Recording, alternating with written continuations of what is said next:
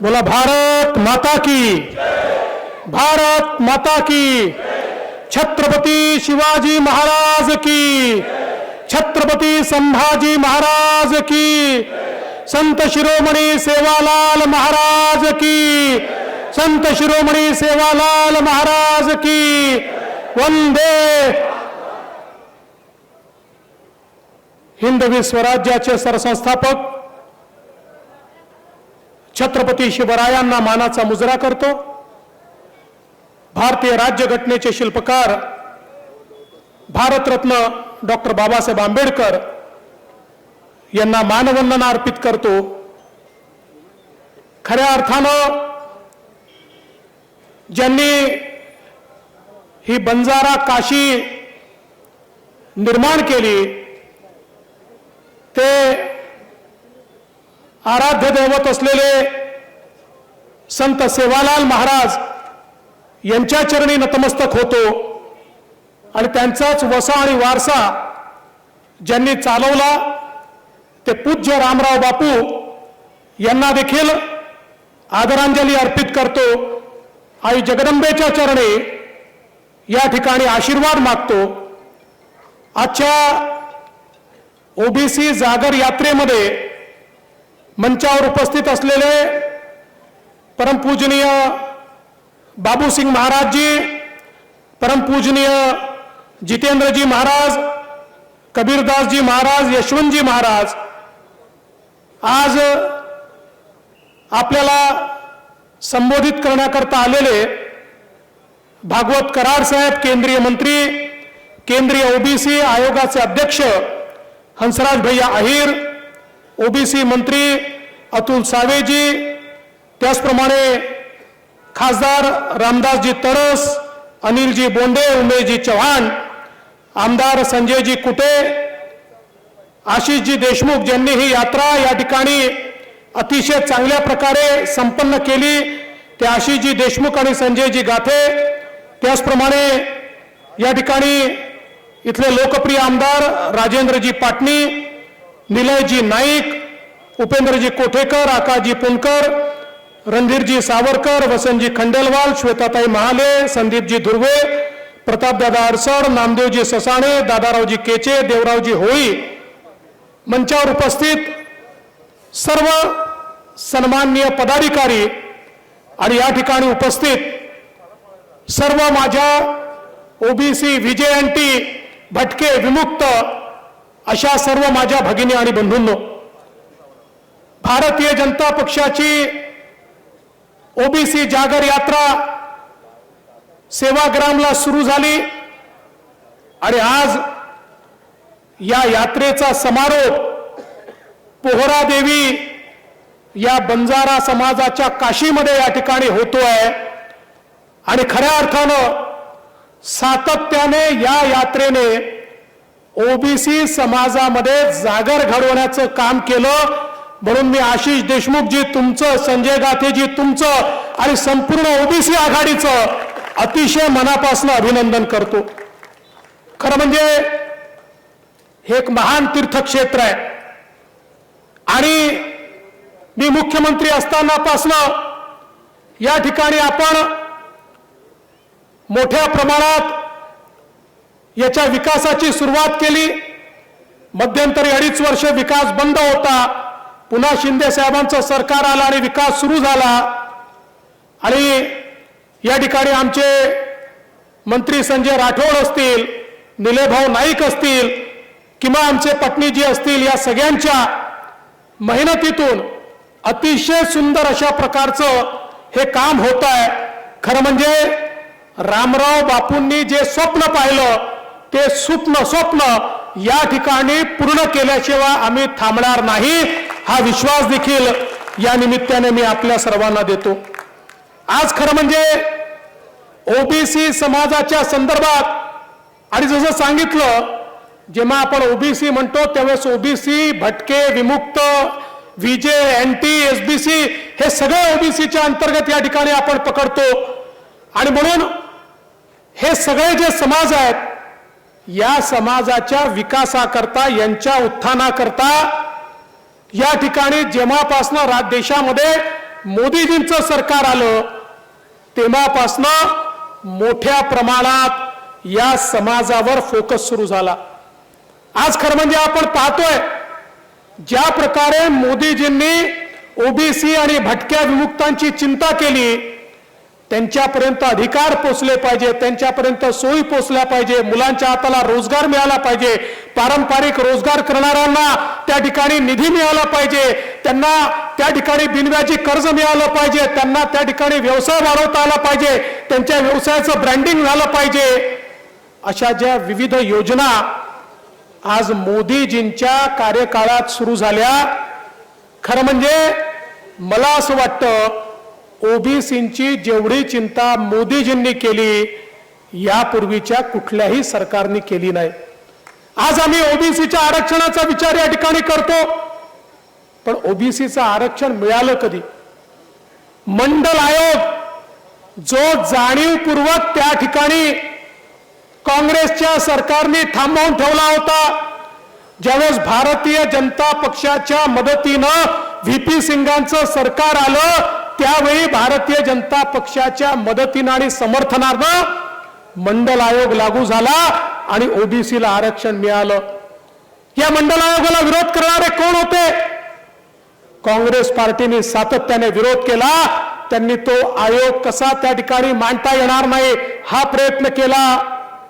खरं म्हणजे ज्या मंडल आयोगाने ओबीसी भटक्या विमुक्तांना या ठिकाणी आरक्षण दिलं, मी आज आठवण करून देऊ इच्छितो, सन्माननीय उद्धव ठाकरेजींच्या पक्षाने देखील मंडल आयोगाचा विरोध केला होता आणि ओबीसीच्या आरक्षणाचा विरोध केला होता। या सांगण्याचं कारण काय? ज्यावेळी एक नेता, एक गरीब चहावाला ओबीसी समाजाचा व्यक्ती देशाचा पंतप्रधान होतो आणि मोदीजीच्या रूपानं तो गरिबांचा, भटक्यांचा, विमुक्तांचा, ओबीसीचा विचार करतो, त्यांच्याकरता योजना आणतो, त्यावेळी त्यांच्या विरुद्ध षडयंत्र करून या देशातल्या कणखर अशा ओबीसी नेतृत्वाला कसं संपवलं पाहिजे याकरता देशातले 25 पक्ष एकत्रित येतात, पण त्यांना ओबीसीची ताकद माहिती नाही। अरे जो ओबीसी की बात करेगा वही देश पे राज करेगा। आणि म्हणून हा सगळा ओबीसी समाज हा मोदीजींच्या पाठीशी उभा आहे। आमचे भटके विमुक्त हे ओबीसी आमच्या मोदीजींच्या पाठीशी उभे आहे। अलीकडच्या काळामध्ये राहुल गांधींना देखील आता ओबीसींची आठवण यायला लागली, आतापर्यंत नव्हती, चांगली गोष्ट त्यांना आठवण यायला लागली आणि आता त्यांनी मोहब्बत की दुकान उघडली आहे। मोहब्बत की दुकान आता मला तर एक समजत नाही, प्रेम दुकानात कधी मिळायला लागलं? अरे प्रेम मनात असावं लागतं जे मोदीजींच्या मनात आहे। तुम्ही दुकानात किती उष्णत प्रेम आणलं तरी तुमच्या दुकानातनं प्रेम घेण्याकरता कोणीही या ठिकाणी तयार नाही। तुमची मोहब्बत की दुकान बंद झाल्याशिवाय राहणार नाही, कारण प्रेम हे मनात असावं लागतं राहुल गांधी, ते केवळ दुकानामध्ये कधीच प्रेम त्या ठिकाणी मिळत नाही। पण यांची मोहब्बत की दुकान कशी आहे हे काल नागपूरमध्ये काँग्रेसच्या बैठकीत लक्षात आलं। ज्यावेळी काँग्रेसच्या 2 गटांनी एकमेकाच्या गचांड्या पकडून एकमेकाला ठोकाठोकी करून एकमेकाचे कपडे फाडले, त्यावेळी लक्षात आलं राहुल गांधीची प्रेमाची दुकान ही विदर्भामध्ये नागपूरपर्यंत पोहोचलेली आहे आणि अशीच ही दुकान या ठिकाणी निश्चितपणे चालणार आहे। खरं म्हणजे आज आपण बघा मोदीजींनी ज्या योजना सुरू केल्या, आज पीक विम्यासारखी योजना मोदीजींनी सुरू केली। पीक विम्याचे लाभार्थी कोण आहेत? 71% लाभार्थी SC ST आणि ओबीसी आहेत। PM किसान प्रत्येकाला 6,000 रुपये देणारी योजना, या योजनेमध्ये 80% लाभार्थी SC ST आणि ओबीसी आहेत। प्रधानमंत्री आवास योजना जवळजवळ 60% लाभार्थी याच घटकाचे आहेत। आणि मी पुन्हा सांगतो ओबीसी म्हणतो तेव्हा भटके विमुक्त विजे NT या सगळ्यांचा त्याच्यामध्ये समावेश आहे। विविध शिष्यवृत्ती 58% मोदीजींची शिष्यवृत्ती याच समाजामध्ये जाते। मुद्रा योजनेचा लाभ मिळालेले जे 24 कोटी लोक या देशामध्ये आहेत त्यातले हे 51% लोक हे याच समाजाचे लोक आहेत।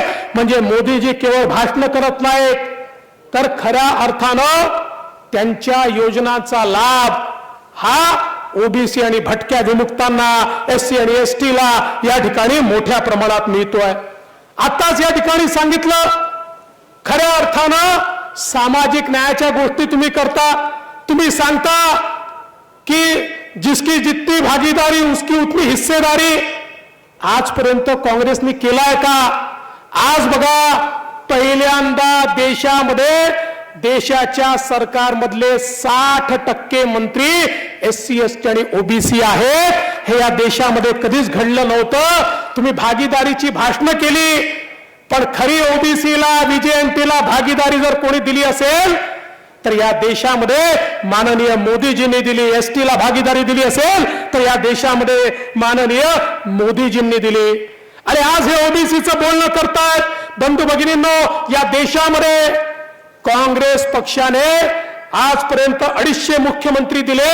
त्या 250 मुख्यमंत्र्यांमध्ये केवळ 17% मुख्यमंत्री हे ओबीसी समाजाचे, आणि भाजपने 68 मुख्यमंत्री दिले. त्यापैकी 31% काँग्रेसच्या दुप्पट मुख्यमंत्री हे भारतीय जनता पक्षाने ओबीसी समाजाचे दिले. त्यामुळे ओबीसी करता नुसतं भाषण करून या ठिकाणी अधिकारिता मिळत नाही, तर खऱ्या अर्थानं तुमच्या कृतीत काय आहे आणि आज तुमचा प्रयत्न काय आहे? आज तुमचा सातत्याने प्रयत्न आहे.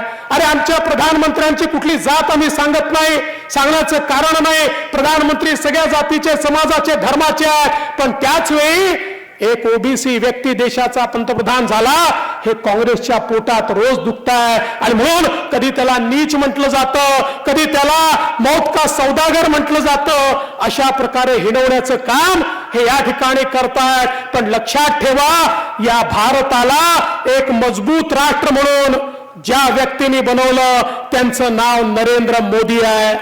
आज देशात जगातली 5वी सगळ्यात मोठी अर्थव्यवस्था भारत झाला, याचं कारण नरेंद्र मोदींचं नेतृत्व आहे. आणि येत्या काळामध्ये जगातली 3ऱ्या क्रमांकाची सगळ्यात मोठी अर्थव्यवस्था भारत होणार आहे. याचंही कारण नरेंद्र मोदीजी आहेत. आणि जेव्हा अर्थव्यवस्था मोठी होते, अर्थव्यवस्था मोठी झाल्यानंतर त्यातनं संधी निर्माण होतात. अर्थव्यवस्था मोठी होते, रोजगार तयार होतो. अर्थव्यवस्था मोठी होते, इन्फ्रास्ट्रक्चर तयार होतं. अर्थव्यवस्था मोठी होते, गरिबाला घर मिळतं, गॅस मिळतो, इलेक्ट्रिसिटी मिळते, पाणी मिळतं. अर्थव्यवस्था मोठी होते, देशामध्ये रस्ते, पूल या ठिकाणी तयार होतात, पाटबंधारेच्या योजना तयार होतात. हे सगळं करण्याचं काम या ठिकाणी खऱ्या अर्थानं माननीय मोदीजींच्या नेतृत्वात झालेलं आहे. आता हे लोक सांगतात ओबीसीच्या जनगणनेच्या संदर्भात, खरं म्हणजे ओबीसीच्या संदर्भात अशा प्रकारे सर्वे करण्याकरता आमच्या सरकारने कधीच नाही म्हटलं नाही, कधीच नाही म्हटलं नाही. परंतु त्याच वेळी एक सवाल माझा आहे की 1931 नंतर या देशामध्ये कधीच या ठिकाणी जातीय जनगणना का झाली नाही? कधीच झाली नाही. एससी एसटी वगळता कधीच जनगणना झाली नाही. 7 मे 2011 रोजी तेव्हाचे काँग्रेसचे गृहमंत्री पी चिदंबरम यांनी सांगितले. कुठे सांगितलं? लोकसभेत सांगितलंय. आता हे उलट बोलतात. त्यांनी लोकसभेत सांगितलंय एससी एसटी वगळता कुठल्याच समाजाची आम्ही जातीय जनगणना करणार नाही. आणि त्याच्या पुढे जाऊन त्यांनी सांगितलं की स्वातंत्र्यानंतर पंडित नेहरूजींच्या काळातच हे ठरलेलं आहे की कुठल्याही समाजाची जातीय जनगणना आम्ही करणार नाही. असं एकीकडे लोकसभेमध्ये मंत्री म्हणून सांगतात आणि दुसरीकडे मात्र त्या ठिकाणी म्हणतात जातीची जनगणना का होत नाही. 2011 मध्ये त्यावेळच्या सरकारसमोर हीच मागणी विरोधी पक्षांनी केली होती. त्यावेळी त्यांनी ती मागणी नाकारली आणि ती नाकारल्यानंतर जेव्हा प्रेशर आलं त्यावेळेस त्यांनी डेटा गोळा करण्याकरता सांगितला आणि अशा प्रकारचा जातीय समाजाचा डेटा तयार केला. या ठिकाणी आमचे हंसराज भैया अहिर आहेत, त्यांच्या ओबीसी आयोगाला त्याची कल्पना आहे. खरं म्हणजे आपल्याला आश्चर्य वाटेल, एकूण महाराष्ट्रामध्ये आपण जर विचार केला तर या ठिकाणी जेवढ्या जाती आहेत त्याच्या कैक पट जास्त त्याच्यामध्ये जाती निघाल्या. केंद्राच्या यादीमध्ये 2479 जाती या ओबीसी मध्ये आहेत, पण ही जी यांनी जातीय जनगणना केली त्यात किती जाती निघाल्या माहितीये? 46 लाख. आता 46 लाख जाती तरी आहेत का?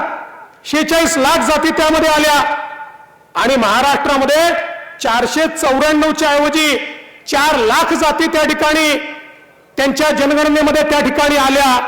आणि म्हणून मग त्यावेळच्या काँग्रेसच्या सरकारने हा निर्णय केला की जातीय जनगणनेचे आकडे हे घोषित करायचे नाहीत.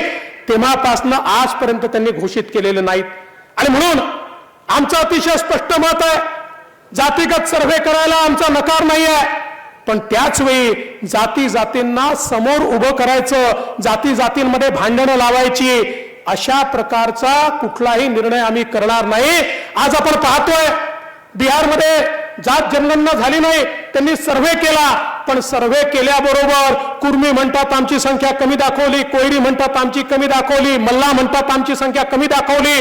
एक प्रकारे जे छोटे ओबीसीतले घटक आहेत ते सगळे आता त्या ठिकाणी आंदोलनाला उभे आहेत आणि ते म्हणतात हा बोगस सर्वे या ठिकाणी झालेला आहे. त्यामुळे करायचा असेल तर तो नीट योग्य प्रकारे केला पाहिजे, या ठिकाणी समाजाला न्याय देण्याकरता केला पाहिजे, अशा प्रकारचा सर्वे समाजाच्या भल्याकरता केला पाहिजे. पण केवळ राजकीय पोळी भाजून घेण्याकरता या ठिकाणी जर त्याचा उपयोग होणार असेल तर बंधू भगिनींनो, या देशातल्या ओबीसी मध्ये फूट पाडण्याचा प्रयत्न हा या ठिकाणी कोणी करू नये, हे आमचं आव्हान आहे. आणि म्हणून आम्ही सभागृहात देखील स्पष्टपणे सांगितलं की अशा प्रकारचा सर्वे करून प्रत्येक जातीची परिस्थिती काय आहे ते बघायला आमची बिलकुल नाही आहे, पण त्याची मेथोडॉलॉजी मात्र अशी असली पाहिजे की ज्यातनं जाती जातीमध्ये कुठेही त्या ठिकाणी भांडणं लागणार नाहीत. अशा प्रकारचा प्रयत्न आपण या ठिकाणी केला पाहिजे. आज जितनी आबादी उसकी उतनी भागीदारी म्हणणाऱ्या काँग्रेसला माझा सवाल आहे, तुमच्याकडे तर भागीदारीचा विषयच नाही आहे, एकाच घरातले सगळे पंतप्रधान. माझा काँग्रेसला सवाल आहे, काँग्रेसने घोषित करावं की आम्ही या देशामध्ये ओबीसी पंतप्रधान करणार आहोत. करू शकतं का काँग्रेस? काँग्रेस करू शकत नाही. त्यामुळे या ठिकाणी निवडणूक आल्यानंतर अशा प्रकारे केवळ खोटं बोलायचं आणि रेटून बोलायचं आणि मोदीजींच्या विरोधात मोठ्या प्रमाणात त्या ठिकाणी कागाळ्या करायच्या, हे आता काँग्रेसने आणि त्यांच्या मित्रपक्षांनी बंद केलं पाहिजे. भारतीय जनता पार्टी ही नैसर्गिकरित्या ओबीसी भटक्या विमुक्तांची पार्टी आहे. भारतीय जनता पार्टीचा जो डीएनए आहे हा ओबीसी आणि भटक्या विमुक्तांचा आहे. भारतीय जनता पार्टीची लीडरशिप जर आपण बघितली ती आमची ओबीसी आणि भटक्या विमुक्तांची आहे. आणि आज भारतीय जनता पार्टी ज्यांच्या भरोशावर देशामध्ये निवडून येते ते मतदार देखील मोठ्या प्रमाणात आज ओबीसी व्हीजेएनटीचे मतदार आहेत. आणि म्हणून भारतीय जनता पार्टी हा ओबीसी आणि भटक्या विमुक्तांचा नैसर्गिक मित्र आहे. आमचे नेते गोपीनाथरावजी मुंडे असतील की ज्यांनी या महाराष्ट्रामध्ये ओबीसीची एक मोठी चळवळ चालवली. आज ही सगळी चळवळ आज खऱ्या अर्थानं ओबीसी समाजाला संघटित करणारी चळवळ या ठिकाणी ठरलेली आहे, हे देखील आपण सगळ्यांनी लक्षात घेण्याची आवश्यकता आहे. आणि म्हणून आज आपण पाहतो ज्या प्रकारे राज्याच्या या आपल्या सगळ्या राजकारणामध्ये मोठ्या प्रमाणात ओबीसी करता काम करणं हे आपल्या सरकारने सुरू केलं. आणि मला सांगताना आनंद वाटतो, या राज्यामध्ये इतके वर्ष काँग्रेस राष्ट्रवादीचं तेव्हाचं सरकार होतं, त्यांनी कधीही ओबीसी करता मंत्रालय तयार केलं नाही. मी मुख्यमंत्री झालो आणि मुख्यमंत्री झाल्यानंतर ओबीसी आणि व्हीजेएनटीचं वेगळं मंत्रालय हे मी स्वतः या ठिकाणी तयार केलं आणि त्याच्याकरता मोठ्या प्रमाणात निधी हा आपण उपलब्ध करून दिला. आणि आज ज्या योजना चाललेल्या आहेत त्या आपल्या सरकारच्या माध्यमातून चालले आहेत. आज ओबीसी करता आणि व्हीजेएनटी करता सरकारमध्ये 30 GR निघाले. या 30 GR मधले 26 GR हे मी मुख्यमंत्री असताना काढले आहेत, 4 GR शिंदे साहेब मुख्यमंत्री असताना काढले आहेत. माझा सवाल आहे, आज वडेट्टीवारजी विचारत होते की या ठिकाणी ओबीसी हॉस्टेलचं काय झालं. माझा त्यांना सवाल आहे, 2.5 वर्ष ते मंत्री होते, एक हॉस्टेल ते सुरू करू शकले नाही. पण या ठिकाणी आमचे संजय कुटे असतील, आमचे राम शिंदे असतील किंवा आता आमचे अतुल सावे असतील, यांच्या नेतृत्वात खऱ्या अर्थानं ओबीसी व्हीजेएनटी करता हॉस्टेल हे आता सुरू होऊन राहिलेले आहेत. 36 हॉस्टेल आम्ही सुरू करतो, त्याकरता जागा देखील आम्ही बघितलेल्या आहेत. आणि यासोबत ज्या मुलांना हॉस्टेलमध्ये जागा मिळणार नाही, समजा हॉस्टेलच्या जागा संपल्या आणि तरी मुलांना हवं असेल तर त्या मुलांना स्वाधार सारखी योजना देऊन त्यांच्या राहण्याचा खाण्याचा सगळा खर्च हा राज्य सरकारच्या वतीनं थेट त्यांच्या खात्यामध्ये देण्यात येईल. पण ओबीसी भटका विमुक्त कोणीही या ठिकाणी खऱ्या अर्थानं आपण वंचित ठेवणार नाही. आज आपण पाहतोय की या ठिकाणी छात्रावास असेल, विदेशी शिष्यवृत्ती असेल, या ठिकाणी IAS IPS किंवा आपल्या महाराष्ट्राच्या राज्यसेवेमध्ये MPSC मध्ये शिकण्याकरता मुलांची व्यवस्था, त्यांचं ट्रेनिंग, या सगळ्या गोष्टी आपण केल्या. आणि महाज्योतीची स्थापना आमचे कुटे साहेब त्या ठिकाणी मंत्री असताना आपण केली. आज महाज्योतीच्या माध्यमातून मोठ्या प्रमाणात आपण काम करतोय. मगाशी उल्लेख झाला, आमच्या ओबीसी आणि भटक्या विमुक्तांकरता विशेष योजना आपण सुरू केली, मोदी आवास योजना. 10 लाख घरं पुढच्या 3 वर्षात, हे वर्ष आणि पुढचे 2 वर्ष, अशा 3 वर्षामध्ये 10 लाख घरं ओबीसी आणि व्हीजेएनटीच्या गरीब लोकांकरता बांधण्याचा निर्धार हा आपल्या महाराष्ट्राच्या सरकारने या ठिकाणी घेतलेला आहे.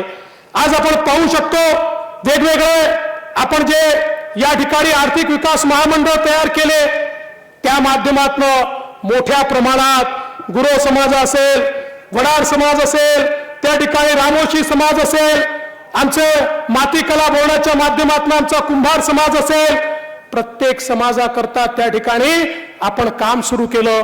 तांडा विकास योजना आणि तांडा विकास योजनेसोबत सेवालाल महाराज रस्ता पोहोच योजना, प्रत्येक तांड्यापर्यंत त्या ठिकाणी पक्का रस्ता बांधण्याची योजना ही आपल्या सरकारने या ठिकाणी सुरू केली.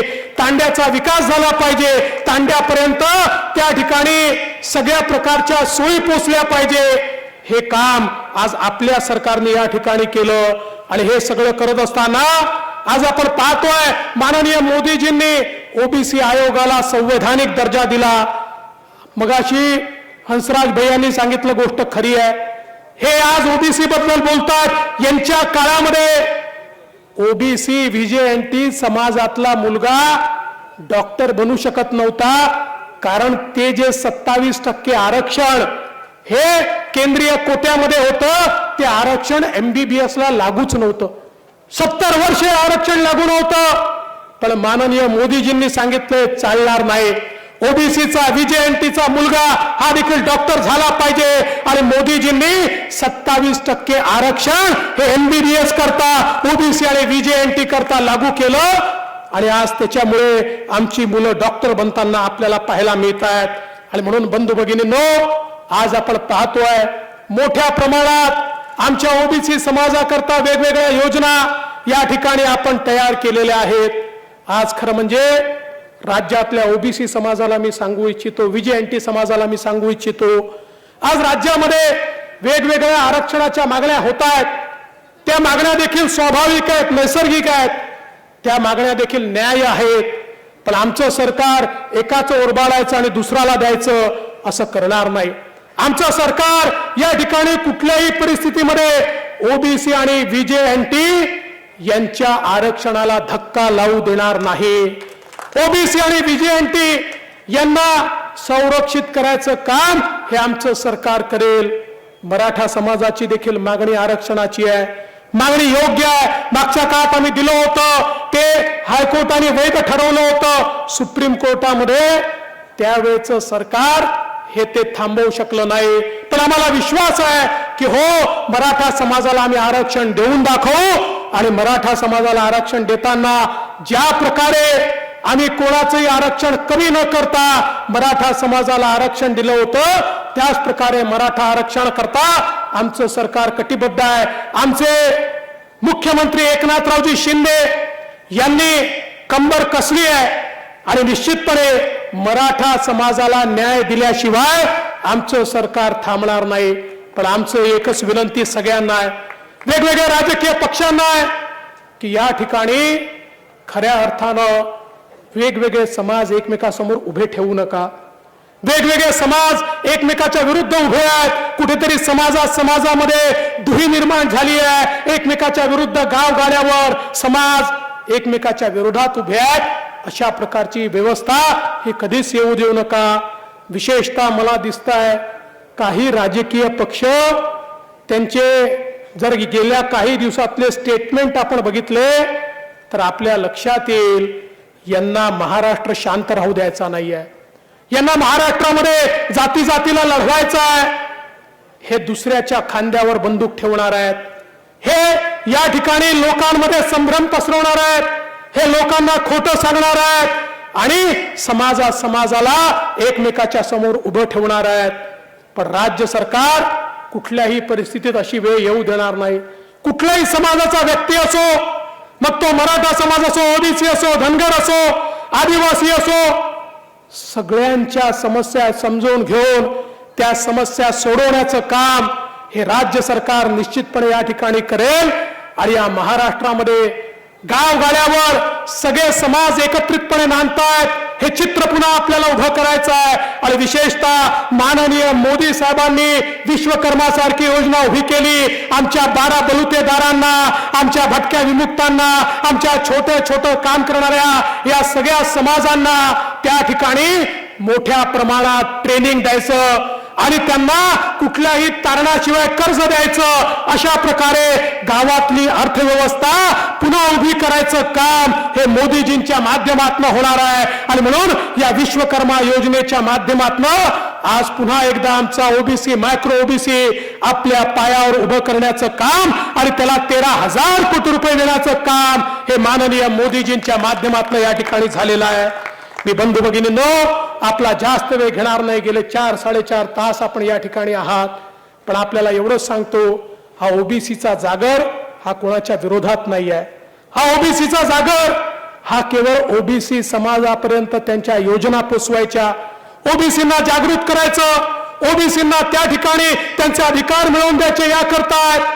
आणि निश्चितपणे दीन दलित, गोर गरीब, आदिवासी, शेतकरी, शेतमजूर, महिला या सगळ्यांच्या जीवनामध्ये सकारात्मक परिवर्तन करण्याचं काम हे येत्या काळामध्ये आपलं सरकार करेल. पटणीजी, तुम्ही या ठिकाणी सोयाबीन उत्पादक शेतकऱ्याचा मुद्दा मांडलाय, तो योग्य मुद्दा आहे. आमचा सोयाबीनचा शेतकरी अडचणीत आलेला आहे आणि म्हणून मागच्याच कॅबिनेटमध्ये आम्ही सांगितलं तात्काळ त्याचे पंचनामे करा आणि आमच्या सोयाबीनच्या शेतकऱ्याला ज्याच्या त्या ठिकाणी सोयाबीनवर येलो मोझॅक आल्यामुळे सोयाबीन पिवळं पडलाय त्याला मदत करण्याचा निर्णय देखील आपल्या सरकारने घेतलेला आहे. आज आमच्या शेतकऱ्याला केंद्राचे 6,000 रुपये तर राज्याचे 6,000 रुपये देण्याचं काम देखील आपलं सरकार या ठिकाणी करत आहे. आमच्या शेतकऱ्यांना 1 रुपयात पीक विमा देण्याचं काम हे आपल्या सरकारने केलं. आणि यावेळी बघा 1 रुपयात पीक विमा असल्यामुळे मोठ्या प्रमाणात शेतकऱ्यांनी पीक विमा भरला. आज शेतकरी अडचणीत आल्याबरोबर या पीक विम्याच्या माध्यमातून मोठ्या प्रमाणात आमच्या शेतकऱ्यांना मदत करण्याचं काम हे आपल्या सरकारच्या माध्यमातून चाललंय. आणि म्हणून आपला आशीर्वाद, आपला विश्वास असाच आमच्या पाठीशी आपण ठेवा ही आपल्याला विनंती करतो. आणि भारतीय जनता पार्टी ओबीसी आणि भटक्या विमुक्तांच्या पाठीशी पूर्ण ताकदीने उभी राहील. आणि भारतीय जनता पार्टी ओबीसी आणि भटक्या विमुक्तांना त्यांचा न्याय मिळवून देईल हा विश्वास या निमित्ताने व्यक्त करत या ठिकाणी आशिष देशमुखजी, संजय गातेजी आणि त्यांच्या संपूर्ण टीमचं मनापासून अभिनंदन करतो आणि माझे 2 शब्द संपवतो. धन्यवाद. जय हिंद, जय महाराष्ट्र, जय ओबीसी, जय सेवालाल महाराज. एबीपी माझा, उघडा डोळे बघा नीट.